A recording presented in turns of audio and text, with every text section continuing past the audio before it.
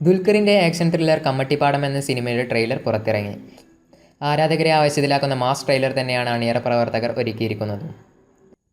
കലിക്ക് ശേഷം ദുൽഖർ സൽമാൻ നായകനായി എത്തുന്ന ചിത്രമാണ് കമ്മട്ടിപ്പാടം.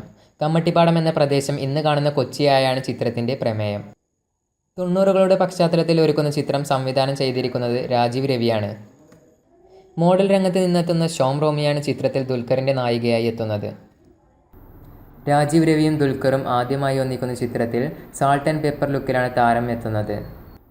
ദുൽഖറിൻ്റെയും വിനായകൻ്റെയും വേറിട്ട ഗെറ്റപ്പ് കണ്ട് ചിത്രത്തിൻ്റെ പോസ്റ്റർ തന്നെ പ്രേക്ഷകർക്കിടയിൽ ശ്രദ്ധ നേടിയിരുന്നു. പി ബാലചന്ദ്രൻ്റേതാണ് തിരക്കഥ. വിനായകൻ വിനയ് ഫോർട്ട്, ഷെയ്ൻ ടോം ചാക്കോ, സൗബിൻ ഷാഹിർ, പി ബാലചന്ദ്രൻ, അലൻസിയർലെ, അനിൽ നടുമങ്ങാടി എന്നിവരും ചിത്രത്തിലുണ്ട്. മധു നീലകണ്ഠൻ ഛായാഗ്രഹണവും ബി അജിത് കുമാർ എഡിറ്റിംഗും നിർവഹിക്കുന്നു. രാജീവ് രവിയുടെ നേതൃത്വത്തിലുള്ള കളക്റ്റീവ് ഫേസ് 1, സെഞ്ച്വറി ഫിലിംസ് എന്നിവർ ചേർന്നാണ് വിതരണം. മെയ് 20-ന് ചിത്രം തിയേറ്ററുകളിലെത്തും.